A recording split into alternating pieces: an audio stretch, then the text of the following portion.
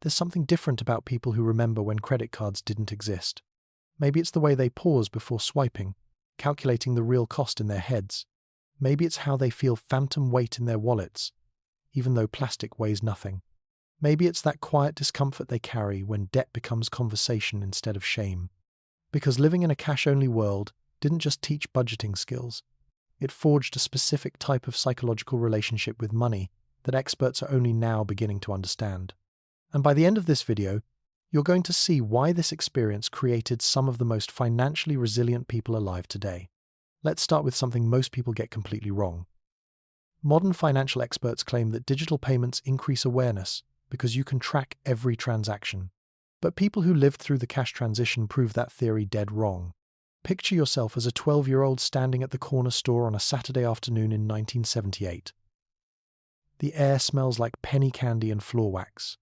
You've got 3 crumpled dollar bills in your pocket, money you earn mowing lawns all week, and you're weighing every choice with the intensity of a Wall Street trader. That comic book costs 75 cents, the candy bar is 30 cents, the soda is 25. You do the math in your head, feeling the bills between your fingers, understanding that once they leave your hand, they're gone forever. There's no parent to call, no card to swipe, no overdraft protection, just you, your money, and the permanent consequence of your choice. Picture this. Every Friday evening, 1,975. You're 8 years old and your father sits at the kitchen table with his paycheck, a stack of envelopes, and a pencil. You watch him cash the check at the bank, return home, and divide the bills into labeled envelopes marked rent, groceries, utilities, savings. When the grocery envelope runs out on Wednesday, that's it until next Friday. No credit card to bridge the gap, no app to transfer funds. You eat what's in the pantry and you make it work. This wasn't deprivation. It was reality-based financial education that happened through osmosis. You learn to understand money as a finite physical resource, not an abstract number on a screen. Every envelope represented a boundary you could see and feel, creating what psychologists now call concrete operational learning through tangible consequences. Psychologists call this embodied cognition. But for families in the pre-credit era, it was just Friday night. Here's what's remarkable. This visual, physical system created an intuitive understanding of cash flow that no budgeting app has ever replicated. Today's generation manages money through interfaces designed to feel frictionless. They tap and swipe because the technology deliberately removes psychological barriers to spending. But you learned when friction was built into every transaction. This wasn't limitation. It was financial literacy through living. Picture this. December 1982. You're 15 and you've been eyeing that leather jacket in the store window for 3 months. It costs $85, which might as well be $800. The clerk explains layaway. You put down $15 today, pay $15 every 2 weeks, and in 3 months the jacket is yours. You make payments from your part-time job at the diner, each trip to the store reinforcing your commitment. When you finally carry that jacket home in April, you've worn it 1,000 times in your imagination. This wasn't delayed gratification. It was the construction of emotional investment through incremental effort.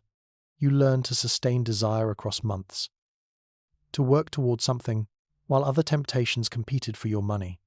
The waiting period created a relationship with the purchase that made you value it differently than anything acquired instantly. Neuroscientists call this strengthened executive function through practiced impulse control. But for pre-credit teenagers, it was just how you bought anything significant. Here's what's extraordinary. This system accidentally trained the prefrontal cortex in ways that instant purchasing never could. Modern consumers experience desire and fulfillment in the same moment through one-click ordering. They buy impulsively because the transaction happens faster than second thoughts arrive. But you built neural pathways for wanting, waiting, working, and finally having. This wasn't patience, it was neurological training. Consider 1979 through 1982. You're watching your parents' faces change as inflation hits double digits and interest rates climb above 20%. Your father's overtime hours disappear. Your mother starts cutting coupons with religious intensity. The grocery cart holds different items now, generic brands replacing familiar logos. Nobody explains the economic forces at play. You just know that money, which was already scarce, has become even more precious. You hear conversations through bedroom walls about which bills to pay this month and which to delay. This wasn't childhood trauma. It was an emotional education in economic vulnerability that built something experts now recognize as calibrated risk assessment. You learned that financial security isn't guaranteed, that external forces beyond individual control can reshape family life overnight. This knowledge embedded itself beneath conscious thought, creating a baseline assumption about money's fragility. Psychologists call this stress inoculation through manageable adversity. Here's what's remarkable. This experience created adults who maintain emergency funds not from financial advice but from cellular memory. Today's young adults experience the 2008 recession as news, not as felt deprivation. They understand economic crisis intellectually because they read about it in history classes, but you carry it in your body's memory. This wasn't fear. It was wisdom earned through observation. Picture this. Summer 1977. You're working your first job at the local hardware store, 16 years old and terrified of the cash register. A customer hands you a 20 for a purchase totaling $7.33. The register is broken. You have to calculate change in your head. Subtract 7 from 20 equals 13. Subtract 33 cents means you owe $12.67. You count it out. A 10, 2 ones, 2 quarters, 1 dime, 1 nickel, 2 pennies. The customer waits, watching your hands. Getting it wrong means your own money covers the difference. This wasn't math class. It was daily application of numerical reasoning with immediate consequences that built genuine mathematical fluency. You learned to manipulate numbers reflexively, to understand addition and subtraction as physical acts of giving and receiving. Every transaction reinforced these skills until calculation became as natural as breathing. Psychologists call this procedural memory formation through repetition. But for cashiers in the pre-digital era, it was just not getting fired. Here's what's extraordinary. This forced mental math created cognitive flexibility that calculators and smartphones have allowed to atrophy. Modern cashiers rely on technology to calculate change. Their mathematical reasoning outsourced to machines. They panic when systems fail because backup cognitive skills were never developed. But you can still count change in your head faster than most people can unlock their phones. This wasn't intelligence. It was competence built through necessity. Picture this. Age 14, 1,980. Your grandmother gives you $50 for your birthday with instructions to open a savings account.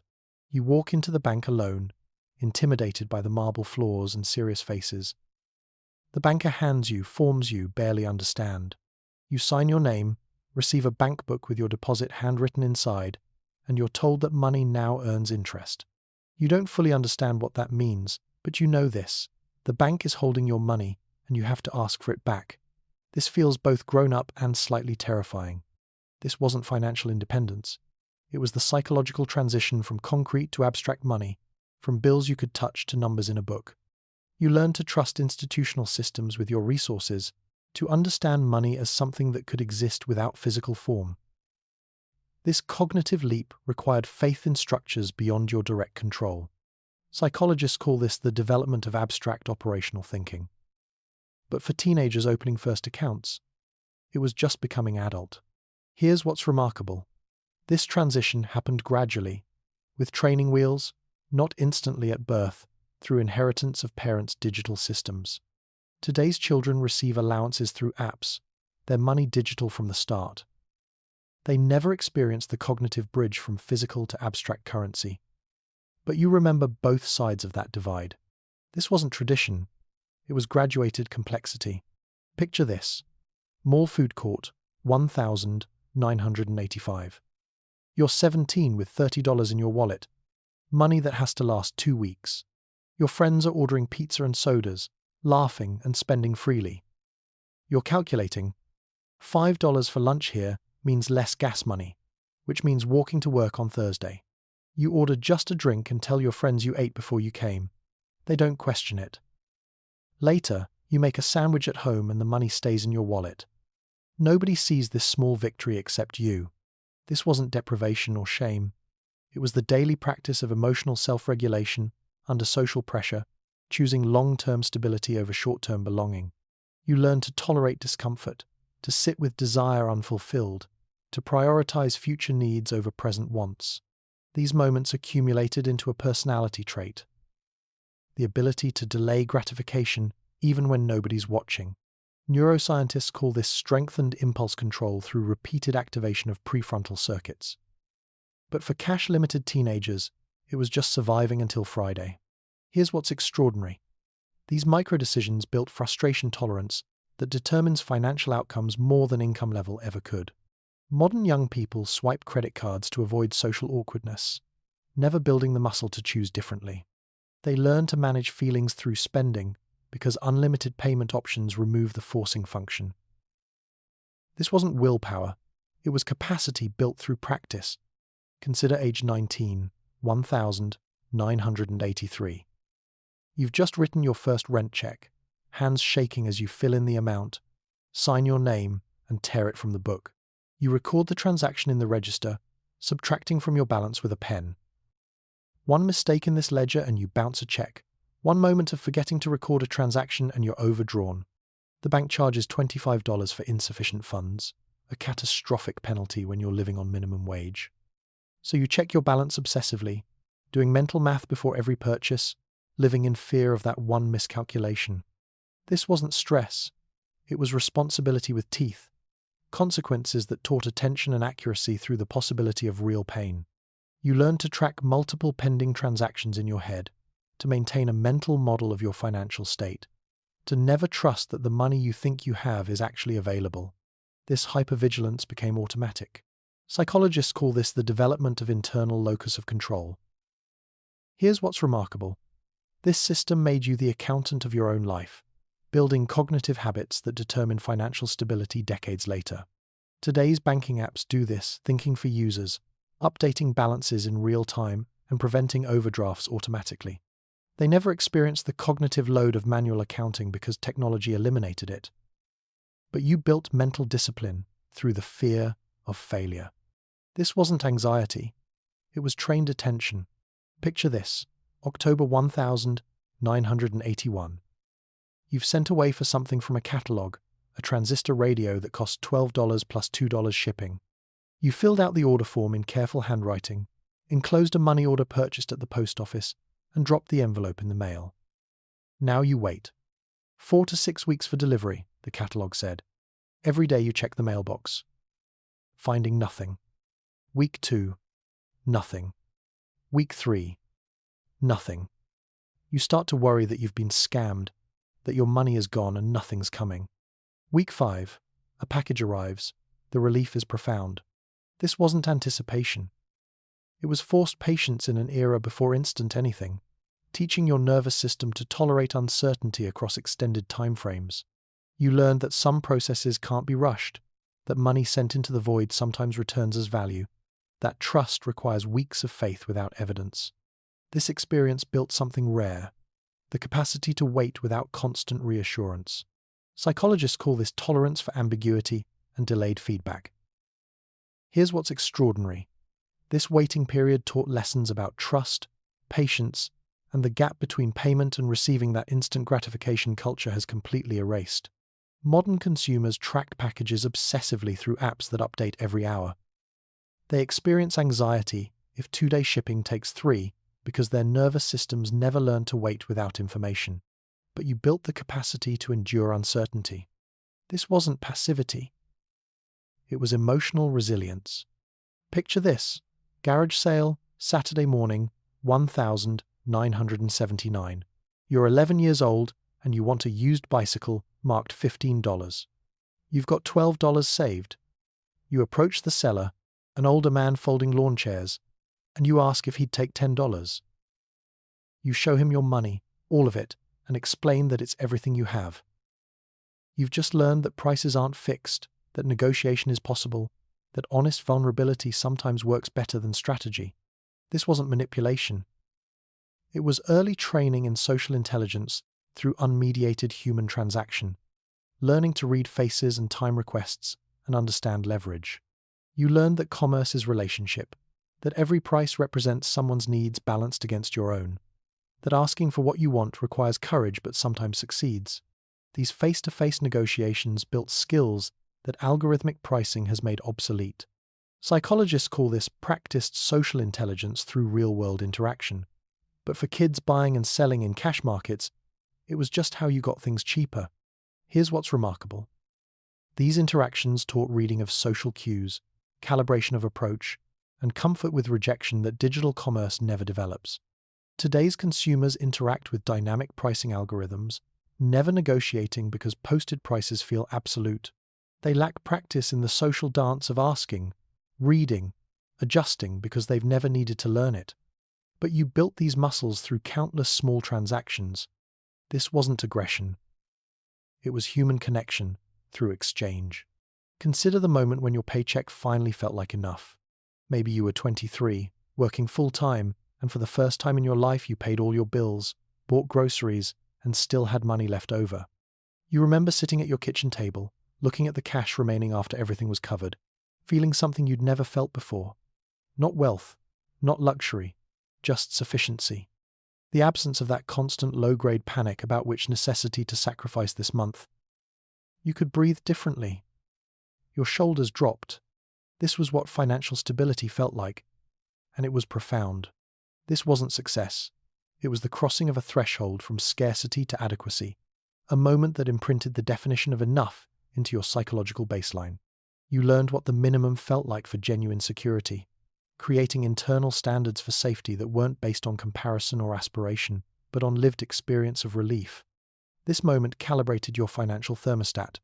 Psychologists call this the establishment of reference points through emotional anchoring. But for people who'd struggled, it was just finally making it. Here's what's extraordinary. This hard-won sense of enough became protection against lifestyle inflation and comparison spending that undermines so many higher earners.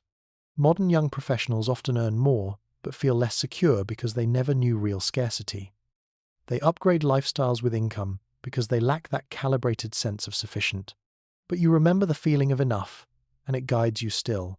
This wasn't modesty. It was wisdom earned through relief. But some experiences cut deeper. Consider the moment you realized your parents had been protecting you from financial fear your entire childhood. Maybe you found old bills in a drawer, stamped past due in red ink, dated from years when you thought everything was fine. Maybe your mother mentioned, decades later, that Christmas when she sold her jewelry to buy your presents. Maybe you were cleaning out the attic and discovered the eviction notice they'd hidden from you, the one that came before your father found work. You realized they'd been carrying terror while maintaining calm faces, performing security while feeling none themselves. The weight of their gift hits you completely. This imprinted a bone-deep understanding that security is performance, that strength often masks struggle, that the appearance of financial stability reveals nothing about internal reality. But that understanding existed alongside something darker. You also inherited their fear. Their hypervigilance became yours. You find yourself checking account balances compulsively, even when you know the money's there. You feel guilty spending on anything non-essential, even when your income easily covers it. You hear their worried voices in your head when you consider any financial risk, their depression-era caution overriding your present-day circumstances. The scarcity thinking that helped them survive now constrains you in an era of relative abundance. This created people who hold both truths: gratitude for hard-won stability and inability to fully enjoy it, respect for money's power and fear of its loss, knowledge of resilience and hypervigilance that exhausts. This complexity might be their most valuable inheritance. Let's return to that moment in the corner store. 12-year-old you holding $3 bills and weighing choices that felt monumentally important. You chose the comic book, sacrificed the candy, and walked home with a quarter in your pocket. That transaction took 3 minutes, but taught lessons that algorithms can't replicate. The weight of decision, the permanence of choice, the satisfaction of wanting something and buying it with money you earned yourself. These people carry something the modern world desperately needs: They remember what money feels like as a physical object, what waiting teaches, what saving costs, what earning means when every dollar represents hours of your finite life. They're living proof that resilience is built, not born. Competence comes from practice, not protection. The best gift isn't a smooth path, but the capacity to navigate rough terrain with skill and confidence. In a world of instant credit, algorithmic pricing, and frictionless transactions, they stand as evidence of another way. Not perfect, not without costs, but a way that produced people who can delay gratification, tolerate discomfort, calculate in their heads, negotiate face to face, understand enough, and sleep at night knowing they can handle whatever comes. They grew up in the space between cash and credit, between analog and digital, between scarcity and abundance. And somehow, they learned to hold it all. They carry the memory of limitation as protection against excess, the ghost of those 3 crumpled dollar bills still weighing their decisions decades later.